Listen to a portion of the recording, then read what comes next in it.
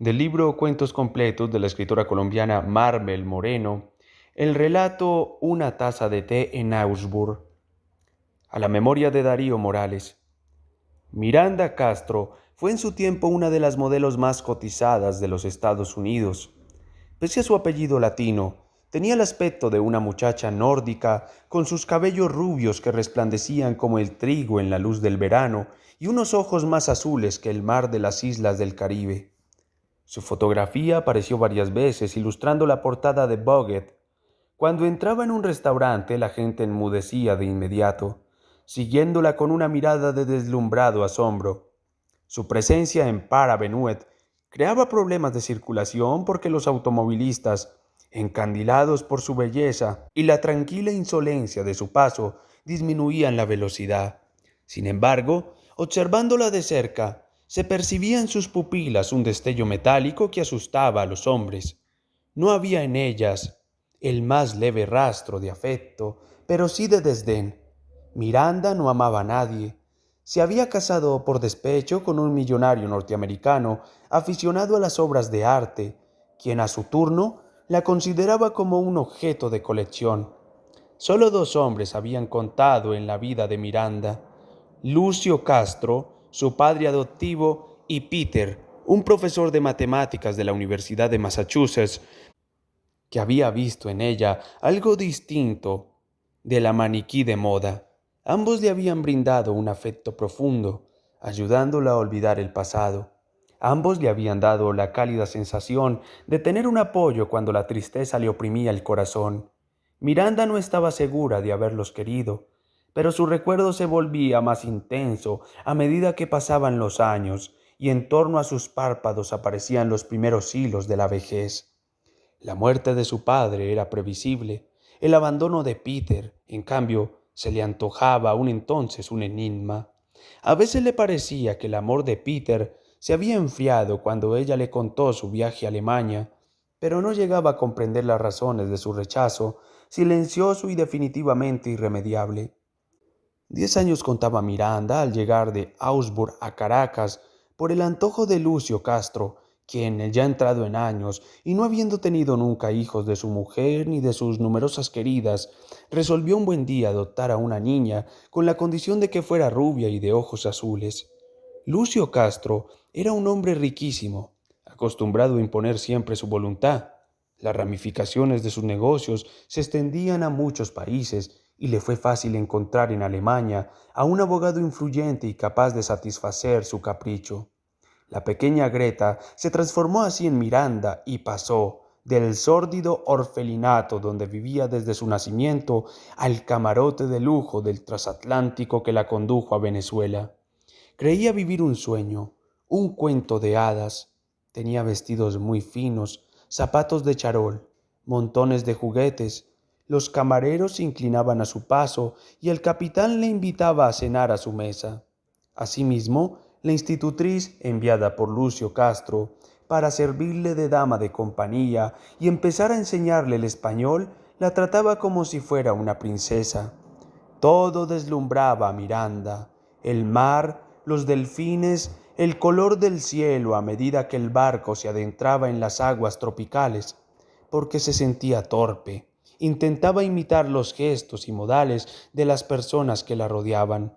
Hacía esfuerzos enormes por contener su voracidad. Ella, que siempre había pasado hambre, veía desfilar aquellos platos abundantes y deliciosos con la impresión de que, en un momento a otro, podían ser reemplazados por la insípida sopa de orfelinato. Una noche, guardó cautelosamente en su bolsillo uno de los bombones puestos sobre la mesa después del postre. Al día siguiente, el capitán le hizo llegar a su camarote una inmensa caja de chocolates. Fue entonces cuando Miranda tuvo la certeza de haber dejado atrás y para siempre el pasado, entrando en un mundo donde sus deseos se volvían realidad apenas los formulaba. La agradable impresión de ser importante se confirmó al llegar a Maracaibo y conocer a su padre adoptivo. Lucio Castro se prendó de ella, quedó fascinado por la hermosa niñita de cabellos rubios que lo miraba con devoción pero no sin arrogancia. Desde su salida del orfelinato, Miranda había descubierto que poseía algo raro y de valor, la belleza. Eso le daba ahora una gran confianza en sí misma y la hacía mirar el mundo de modo diferente.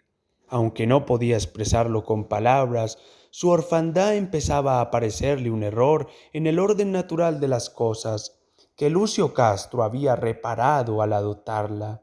Nunca más la promiscuidad de los dormitorios, los largos inviernos sin calefacción. Jamás volvería a vivir la pesadilla de los bombardeos con el chillido de las sirenas y el asfixiante olor a humo y a cosas quemadas que entraba en el sótano. Debía, no obstante, responder a las aspiraciones de su padre adoptivo, que la quería inteligente y con carácter. Ella, considerada por sus profesoras del orfelinato como retrasada mental, aprendió a leer y a escribir el español en menos de 6 meses. Cada lección comprendida le quitaba un peso del corazón. Del mismo modo, venciendo su terror por los caballos que le hacía ensuciarse los pantalones, se convirtió en una amazona irreprochable y acompañaba a Lucio Castro en sus cabalgatas cuando se le antojaba recorrer sus haciendas. El miedo nunca la abandonó, pero nadie lo supo. Antes de montar a caballo, solía protegerse los pantalones con un pañuelo que después lavaba a escondidas. En Alemania había conocido la desolación. En Venezuela descubrió la angustia. Todo le resultaba un desafío. Tirarse del trampolín a la piscina le daba una sensación de vértigo, y cuando se zambullía en el mar los oídos le zumbaban de dolor. Arañas y lagartijas le producían náuseas. Temía perderse entre la gente si acompañaba a su madre a hacer compras, y temía más aún quedarse a solas con esa mujer que la miraba sin el menor asomo de confianza. Por fortuna, Lucio Castro la protegía. Él ignoraba quizás sus dificultades para adaptarse a esa nueva existencia, pero tenía muy presente que había pasado su infancia en un orfelinato. Así, había decidido que Miranda no pisaría jamás un colegio. El desfile de profesores comenzaba por la mañana y terminaba a la caída del sol. Además de las materias corrientes, Miranda estudiaba griego y latín. A los 13 años se sabía de memoria la vida de Bolívar y a los 15 hablaba correctamente el inglés. Sabiendo que a su muerte sus hermanos abrirían un proceso contra ella, Lucio Castro puso a su nombre la mayor parte de sus bienes en los Estados Unidos. Por la misma razón empezó a presentarle a sus abogados, a ponerla al corriente de sus negocios, a mantenerla al tanto de transacciones especulativas. Miranda descubrió que tenía un talento particular para ganar dinero, y cuando Lucio Castro falleció, conocía a fondo la trama de sus asuntos y supo librarles un combate sin cuartel a los parientes de su padre que intentaban anular el testamento.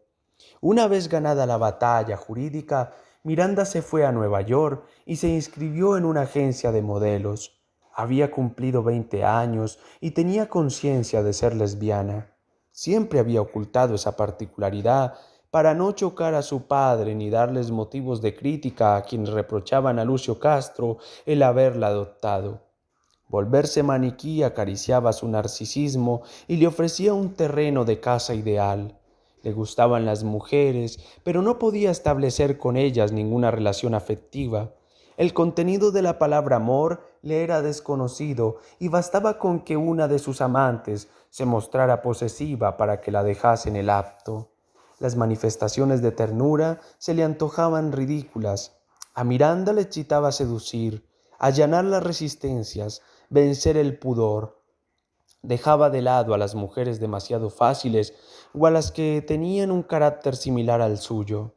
Al cabo del tiempo encontró a Joan, una periodista infinitamente maliciosa que gozaba excitando a las lesbianas y luego, a la hora de la verdad, se escurría como una anguila con el pretexto de un nuevo amor o de su pasión por un hombre. Miranda conocía la dureza y la mentira, pero no la perversión. Cayó en la telaraña de Joan sin ninguna defensa y salió de ella con el alma maltratada y la penosa impresión de conocer muy poco los misterios del corazón humano. Como el modelaje empezaba a aburrirla, decidió irse de Nueva York y estudiar psicología en la Universidad de Massachusetts. Nada le fue más fácil que cobijarse bajo la protección de Peter. Como Lucio Castro, él se mostraba afectuoso y parecía saber muy bien lo que quería. Era un hombre fino y delgado, de cabellos prematuramente encanecidos. La primera vez que se acostaron juntos, quedó sorprendido al ver que para poder dormirse, Miranda golpeaba un pie contra el otro. Así le habían enseñado a hacer en el orfelinato cuando era apenas un bebé a fin de luchar contra el frío. Eso, su condición de huérfana, de niña adoptada por el color de sus ojos, conmovía profundamente a Peter. Él había tenido una infancia feliz, un padre diplomático, lo que le había permitido conocer las grandes capitales del mundo, una madre cariñosa y 4 hermanos que habían sido siempre sus mejores amigos. Todos los domingos se reunían y pasaban las tardes hablando de arte, de historia y de los acontecimientos políticos del momento. Al lado de ellos, Miranda se sentía ignorante. De nada le servía haber aprendido el griego y el latín si no podía distinguir entre una estatua sumeria y una escultura romana. Nombres como Gaia y Tiziano le eran desconocidos. Ignoraba todo sobre las 2 últimas guerras mundiales y no tenía ninguna cultura musical. Decidida a afrontar ese nuevo desafío, Miranda empezó a frecuentar la biblioteca de la universidad y al mismo tiempo se compró todos los discos de música clásica que encontró en un almacén. Leyendo la historia del nazismo, descubrió con asombro que no era una huérfana de guerra, como Lucio Castro le había hecho creer, pues había nacido a comienzos del 38, lo que significaba que su madre la había concebido antes del comienzo de las hostilidades.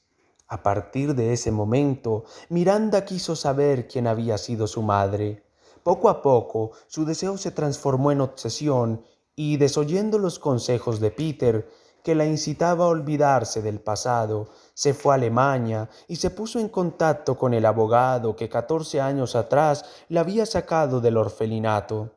Al principio, el abogado se mostró reticente, pero los dólares ofrecidos por Miranda terminaron acallando sus escrúpulos. Lo más difícil era introducirse en el orfelinato y consultar los archivos. Se contrataron detectives privados que recibieron por misión comprar a cuanta persona pudiera dar informaciones precisas.